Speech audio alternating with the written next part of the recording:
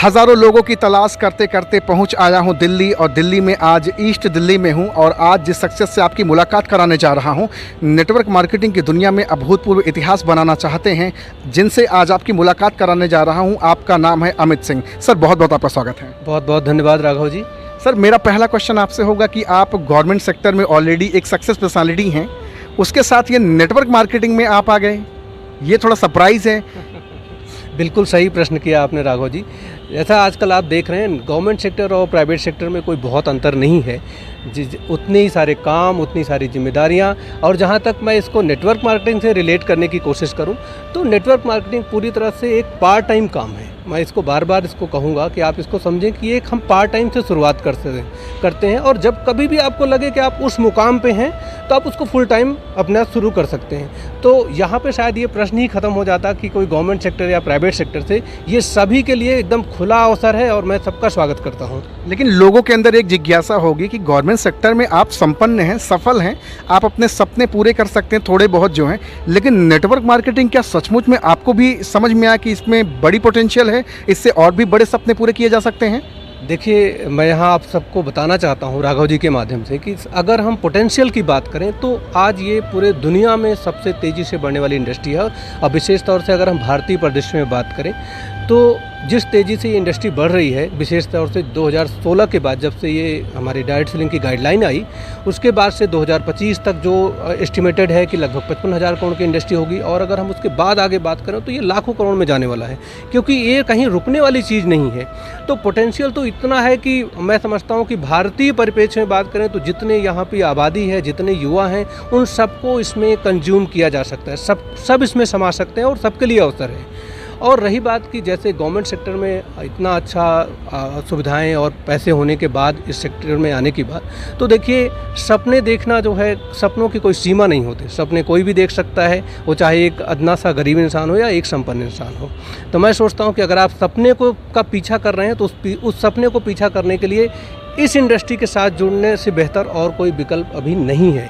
मेरा कहना यही है। बहुत सारी आपके पर्सनालिटी से मैच करने वाले लोग होंगे जो इस काम को लोग कहते हैं कि ये काम ठीक नहीं है, इस काम में फ्यूचर नहीं है, लोगों की ज़िंदगी तबाह की जाती है, लोगों को गलत सपने दिखाए जाते हैं, लोगों को टोपी पहनाई जाती है, चूना लगाया जाता है, ना जाने कितने अनाप शनाप शब्दों का इस्तेमाल किया जाता है। नेटवर्क मार्केटिंग की छवि को पूरी तरह से लोग धूमिल कर रहे हैं। आप गवर्नमेंट सेक्टर में होकर के नेटवर्क मार्केटिंग में आए हैं, आज आप जनमानस को क्या संदेश और पैगाम देना चाहेंगे? देखिए, इस बात से मैं इनकार नहीं करता कि जैसा समाज में भ्रांतियाँ फैली हैं कि बहुत सारे लोगों ने बहुत सारे लोगों को गलत जानकारी दी, भ्रामक जानकारी दी, उनको मिसयूज़ किया। मैं बस इतना ही कहना चाहूँगा। तो उसका एक बड़ा कारण रहा कि अगर आप इतिहास देखें तो भारत में डायरेक्ट सेलिंग लगभग 25 साल पहले शुरू हुई। कुछ विदेशी कंपनियों ने शुरुआत की और फिर बहुत सारी अपनी भारतीय कंपनियां भी इस उद्योग में आ गई हैं। ये आज के समय में पूरी एक इंडस्ट्री है, इसको सरकार रिकॉग्नाइज करती है, लेकिन थोड़ा सा देरी हुई, कुछ सरकारी स्तर पे, कुछ और स्तरों पे की गाइडलाइन देर से आई। तो बहुत सारे जो बुरे लोग हैं समाज में, उनको एक मौका मिला अपने तरीके से इस इंडस्ट्री को चलाने का। तो आपको पता है, समाज में सब अच्छे नहीं होते, कुछ बुरे भी होते हैं। तो शायद कुछ बुरे लोगों ने इस चीज़ को गलत तरीके से दिखाया, गलत तरीके से प्रचारित किया, जिससे बहुत सारे लोगों का, मतलब मैं कहना चाहूँगा, बहुत सारे लोगों का नुकसान हुआ, चाहे फाइनेंशियली, चाहे और भी टर्म्स में। तो उस वजह से एक समाज में गलत इमेज बनी इस पूरे इंडस्ट्री की। लेकिन जब से सरकार ने इस पे ध्यान दिया और कुछ अच्छे लोगों ने इसको जुनून की तरह और अच्छी भावना के साथ काम किया, तो सरकार भी को मजबूर होना पड़ा। सरकार ने भी इस पे गाइडलाइन बनाई, बहुत सारे लोगों ने मेहनत की, और आज उसका हम परिणाम देख रहे हैं कि ये इंडस्ट्री 2016 के बाद तेज़ी से ग्रो कर रही है। और सारी बड़ी बड़ी रिसर्च, सारी कंपनियाँ कह रही हैं कि ये इंडस्ट्री भारत का भविष्य है। एक सवाल आपसे करना चाहूँगा, क्या नेटवर्क मार्केटिंग की छवि को बेहतर बनाया जा सकता है, और अगर बेहतर बनाया जा सकता है तो उसमें हमारी आपकी भूमिका क्या होगी?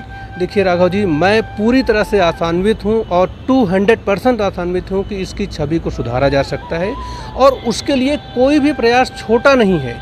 आप जो प्रयास कर रहे हैं, आपका भी प्रयास उतना ही महत्वपूर्ण है जितना मेरा है, या कोई भी इस इंडस्ट्री में काम कर रहा है, बशर्ते उसकी भावना अच्छी हो। मैं यहाँ पे एक बात कहूँगा, इस पूरी इंडस्ट्री का आधार ही है, जैसे हम बहुत सारा स्पिरिचुअल या आध्यात्मिक चीज़ें सुनते हैं कि सबका भला, मतलब जब तक आप सबके भले की बात नहीं कर सकते, तब तक ना इंडस्ट्री बढ़ सकती है, ना आप बढ़ सकते हैं, ना कोई और बढ़ सकता है।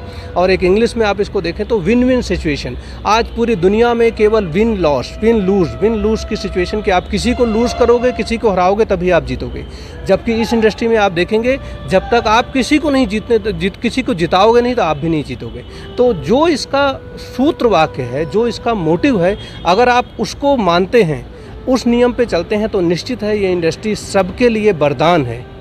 इस इंडस्ट्री में बहुत सारे चुटपुटिया लोग आते हैं, अपनी छोटी मोटी सस्ती मस्ती कंपनी खोल करके लोगों की ज़िंदगी बदलने की बात करते हैं, आसान सा प्लान लेकर के आते हैं और 2-4-5 महीने में लोग गायब हो जाते हैं। उनकी वजह से नेटवर्क मार्केटिंग पर जो असर पड़ता है उसके बारे में आप क्या कहना चाहेंगे? बिल्कुल राघव जी, मैं आपकी बात को इनकार नहीं कर सकता और सहमत हूँ कि भारत में आज के समय में जहाँ तक मैं समझ रहा हूँ लगभग 500 कंपनियाँ डायरेक्ट सेलिंग में काम कर रही हैं, शायद उससे भी ज़्यादा, ये आंकड़ा कुछ आगे पीछे हो सकता है।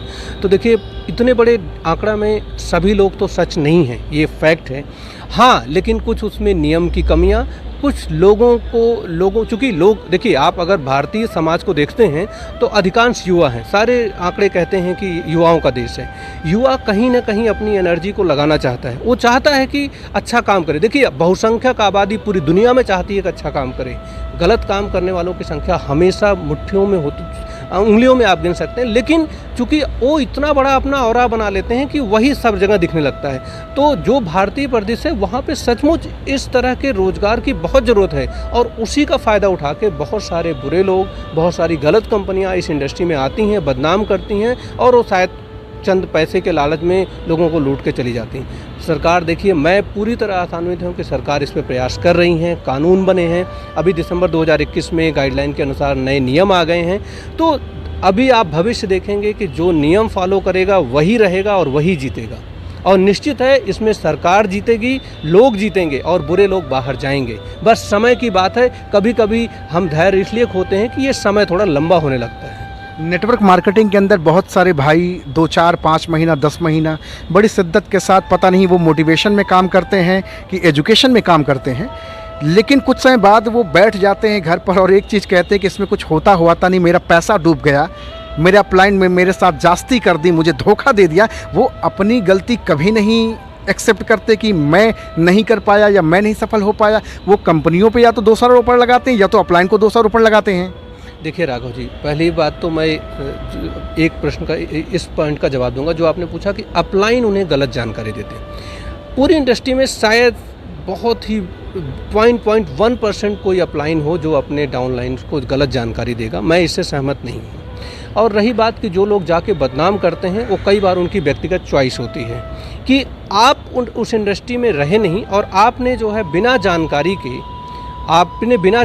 के जो है चीज़ें इकट्ठा की, आपने दिमाग में भरा और बाद में उसको कूड़े की तरह यूज़ कर रहे हैं। तो ये देखिए, मैं सभी को ये कहना चाहता हूँ जो इस तरह का आरोप लगा रहे हैं, या तो आप अपना पहले ज्ञान बढ़ाइए, आप अपने उस चीज़ को समझिए कि क्या एग्जैक्टली क्या सोच के आए थे, क्या आपको बताया गया और क्या हुआ आपके साथ। तब शायद अगर आप सोचोगे तो बहुत कम ही लोग मिलेंगे जो इस तरह की बात कर पाएँ। फिर भी अगर वो लोग कहते हैं तो उन्हें फिर से एनालिसिस करने की ज़रूरत है, क्योंकि उन्होंने ज्ञान नहीं प्राप्त किया, उनके पास नॉलेज नहीं है। उन्होंने कुछ और देखा, किसी दूसरे की नज़रों से चश्मा लगा के सपना देखा और उसको आप सोचते हो कि मैं उसमें फिट हो रहा हूँ। ऐसा कभी नहीं होता। ये पूरी तरह से बहुत मेहनत करने वाली इंडस्ट्री है। कोई यहाँ पे सपने बेचने या कुछ ऐसी बात नहीं हो रही है। आप मेहनत करेंगे तभी सफल होंगे, यही इस इंडस्ट्री का मूल मंत्र है। अगर जो लोग इसको समझते हैं कि अभी हम प्लान दिखा के या जो है 4 दिन या 4 महीने बाद हमारे यहाँ जगुआर आएगी, हम ये बना लेंगे, वो कर लेंगे, देखिए एक तरह से आप उस इमेज को बस आप सपने की तरह देखने लगते हैं, इसलिए आपको लगता है कि ये बहुत आसान है। जब आप हकीकत में जाएंगे, हकीकत बिल्कुल अलग होती है और हकीकत उतनी अलग है, उतनी सही है और आपको उसी तरीके से बताया जाता है, बशर्ते आप उसको उस नज़रिए से देखने की कोशिश करें। क्योंकि आपका नज़रिया गलत होता है, आप उस विज़न को नहीं समझ पाते, इसलिए आप जल्दी भटक जाते हैं और आपको 2-3-4 महीने बाद ही लगने लगता है कि मैं गलत जगह हूँ या मुझे चीट किया गया है। आज के नौजवान भाई बहनों को आप क्या प्रेफर करेंगे? उनको आप जॉब की ओर ले जाना चाहेंगे या फिर नेटवर्क मार्केटिंग की ओर सलाह देंगे जाने के लिए? देखिए मैं इस मामले में थोड़ा अलग विचार रखता हूँ कि सभी का व्यक्तिगत मामला है ये। मैं किसी को ऐसे नहीं कह सकता कि आप एग्जैक्टली ये करें, आप एग्जैक्टली ये करें। लेकिन आपका क्या सुझाव होगा, सुझाव क्या होगा जी, आपका? मैं अगर सुझाव देना चाहूँ अपने दोस्तों को, अपने साथियों को, तो देखिए ये इंडस्ट्री में दम है, ये इंडस्ट्री तेज़ी से बढ़ रही है, भारत का भविष्य है, बशर्ते आपको ये पहले बिना जानकारी के इस इंडस्ट्री में नहीं आना चाहिए। इस पूरी इंडस्ट्री में जानकारी और ट्रेनिंग ही इसका आधार है।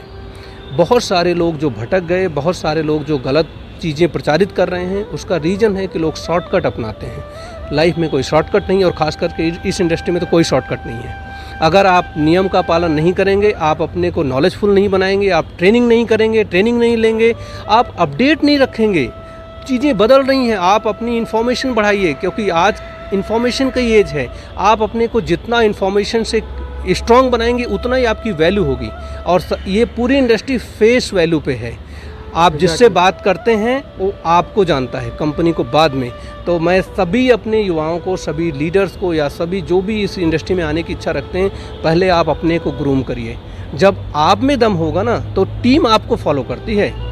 लीडर को तो हमेशा लीडर बन के लिए साबित करना पड़ेगा, और लीडर बनना कोई आसान काम नहीं है। कोई भी सोचता है, चाहे जिस भी तबके का, अगर वो सोचता है कि मैं इस पद पे हूँ, या मेरा इतना इकोनॉमिकल हैसियत है, या मुझे जो है इतनी मेरी पावर है, यहाँ पे सब चीज़ें जीरो हो जाती हैं। जब आप अपलाइन के पास जाते हैं तो आप गुरु के पास जाते हैं, और गुरु के लिए शिष्य सभी हैं, वो चाहे जहाँ भी रहता हो या चाहे जिस तबके का हो।